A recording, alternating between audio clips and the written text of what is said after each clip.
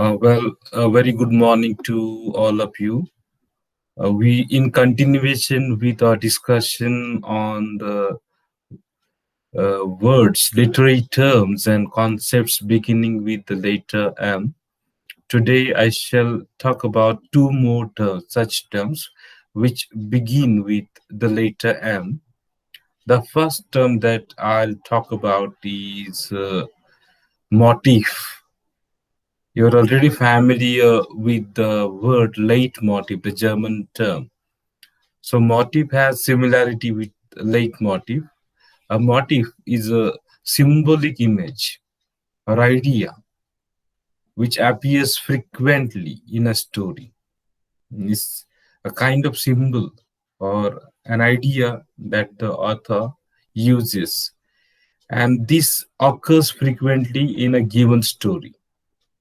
So motifs can be symbols, sounds, actions, ideas, or words. The use of motifs strengthen a story, make it a strong story. The storyline becomes strong by using motifs, by adding images and ideas to the theme present throughout the narrative. The theme can be presented effectively by using motifs. Motifs, as I said, may be symbols, sounds, ideas, etc., images. While talking about the origin of the word motif, we understand that it comes from the French phrase motif, which means pattern. A motif is an incident or a situation. It is an incident or a situation in a story that serves as the basis of a structure. Okay, this is an incident or a story, a situation in a story that becomes a basis of the story structure, the storyline. And this is created by repetition and variation of a patterned recurrence. And consequently, general theme itself means by repeating the theme itself, general theme, particular theme is restricted to the text, whereas general theme is which is found in many of the works across the world, many of the works of literature, that is general. For example, the theme of love is a general theme, and that is shown by using different kinds of motifs. And Russian formalist critics, distinguish between two types of motifs: bound motifs and unbound motifs. Just like you might be knowing bound morphemes and unbound morphemes. When you studied morphemes, you must have got introduced with these particular terms: bound morpheme and unbound morpheme. For example, prefixes and suffixes are bound morphemes, means they cannot stand on their own. They are used with other words. For example, you get negative terms by using un. Un is a bound morpheme. You cannot use it separately. Like, uh, want. Want is a free morpheme. Okay. So likewise, these formalists who were influenced by the study of language, form of language, distinguished between motifs. Bound motifs, cannot be omitted without disturbing the thematic structure of the story. Means they cannot be omitted from the story without disturbing the thematic structure of the story. And there are unbound motifs, which serve merely to create the illusion of external reality. The external reality is created, illusion of that reality is created by using unbound motifs. So when we understand this term in this sense, the motif is the same as the leitmotif, that which we have studied already. In their repetition, motifs emphasize what is most important about a story. Means they try to stress the storyline, highlight the important aspects of the story. So motifs provide compositions with a traceable pattern. For example, if you come across a red dress or the idea of guilt or even a song in that movie, in a film, and a red dress or the idea of guilt or a song continues appearing throughout a narrative, there are chances that that repetition means something.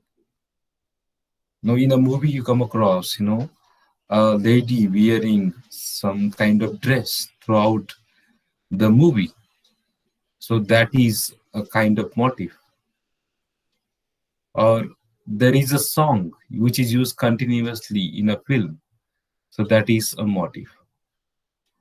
So motifs allow authors, writers, and directors to create a more poetic and structured narrative. And they give clue into readers and audiences about the symbols of larger ideas. So we can say that motifs are partners to themes because they are repetitive images and symbols. And as repetitive images and symbols, motifs emphasize the overarching themes of the work. Okay, so frequent use of symbols, frequent use of similar images is motif. So motif is repetition, simply repetition of sounds, symbols, actions, ideas, songs, etc. In case of movies, okay, we come across this kind of motif. Means there are many such examples. Here I refer to Margaret Atwood's novel, The Handmaid's Tale. And in this novel, The Handmaid's Tale examines life under a totalitarian government, as told by a woman who is living enslaved as a handmaid. Okay, totalitarian governments where dictatorship is there, and a woman is living as enslaved, means made a slave, and she is made to work as a handmaid. So she narrates her own story. So this is emphasizing, it's a kind of, the tortured life that she leads. So this is how we can understand the term motif. Now we shall go ahead with the next term, that is myth. It is also a very familiar term to you all people. So what is a myth? A myth is a classic or legendary story, and this story focuses on a particular hero or event. Further, a myth explains mysteries of nature, existence, or the universe with no true basis in fact. Myth, we say it is a myth. Means there is no evidence, there is no fact to support if the story really happened in real life. And myths are universal, they exist in every culture. So in India as well, we have our own myths. In every culture, myths exist. Uh, the term myth, comes from the ancient Greek word mythos. Mythos means a speech, an account, a rumor, a story, a fable, etc. Look, it does not have factual basis as such. If you talk about Ramayana, Mahabharata in the context of India, so whether Ram lived, means Lord Rama lived on this earth or not, that is not confirmed. Means there is no factual evidence to show the reality. Means it is the case with every culture. Therefore, they are called myths, Puran Katha. Okay, the term myths and mythology. Okay, uh, as we are familiar with these words today, they came from, or they were used in the English language in the 18th century. So we can understand before that it was an anonymous traditional story. Anonymous means the name of the author is not known. Anonymous means Ninavi, Anamik, that is the Marathi word. So it is an anonymous traditional story, often involving supernatural beings or the interaction between gods and human beings. And it also deals with the basic questions of how the world and human society came to be as they are. So every myth has these qualities, these features, these characteristics. It has supernatural beings. You come across gods over there and human beings, as we see in Ramayana and Mahabharata. I'm giving these examples of Ramayana and Mahabharata because you are familiar with the TV serials. So you see gods coming on the earth, or gods peeping through the skies. So it happens in Greek mythology as well. And these myths deal with the basic questions of how the world and human society came into being as we see them today.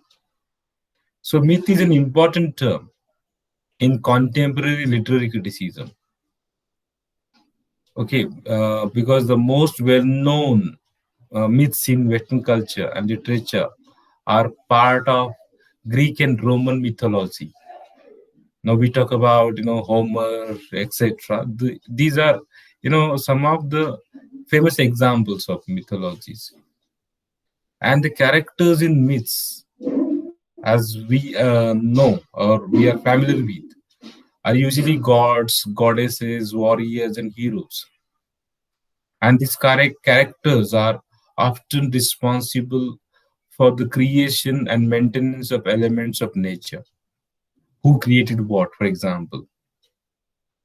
In in Hindu mythology, we have Surya Dev, Pavan Dev, etc.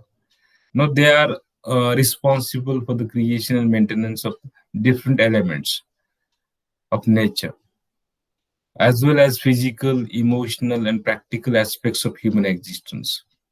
Means we talk about Kamdev, we talk about Rati, etc. Similarly, we might be knowing that Lord Shiva and Brahma, Vishnu, Mahesh, these are the gods who are credited with the creation and maintenance of this universe. So Brahma is the creator, and Vishnu is supposed to be the protector. And Lord Shiva, when he opens his third eye, of course, he takes care, and at the same time, he can be a destroyer as well. Okay, this is what myth is. Now, when we talk about Greek mythology, we can take the example of Zeus. Zeus is the god of the sky. Okay, and a god of the sky and the earth, and he is the father of gods and men, just like Brahma in Hindu mythology. In Greek mythology, Zeus is there. And then there is Aphrodite. Aphrodite is the goddess of love and fertility. Okay, as in Hindu mythology as well, we come across Brahma's wife, or we Lord Shiva, Lord Vishnu's wife, or Lord Shiva's wife. Okay, all these women are female goddesses, they are goddesses. And Lakshmi, the god of wealth, like that. These are the myths, we can say. And a culture's collective myths make up its mythology.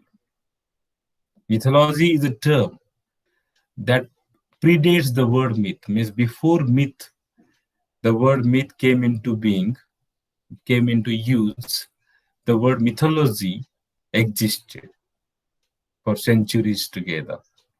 It is a culture's collective consciousness. Every culture, collective means together.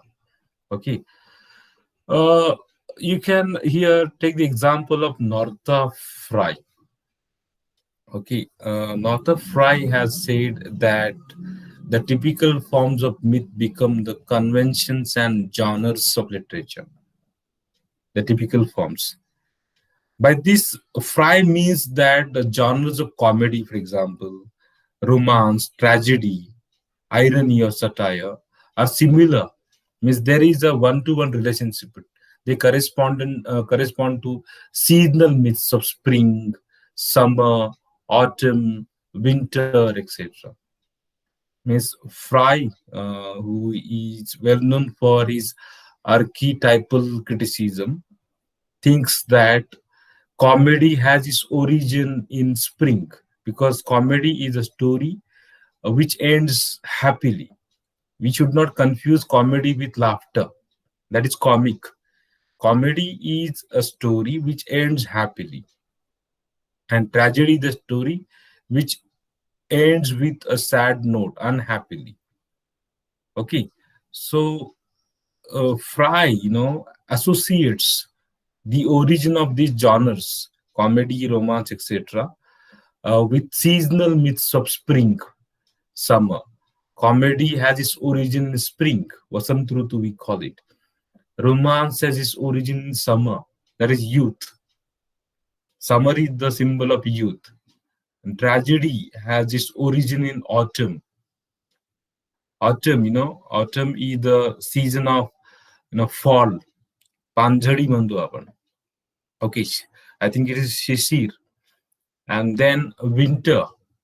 Winter is very piercing itself.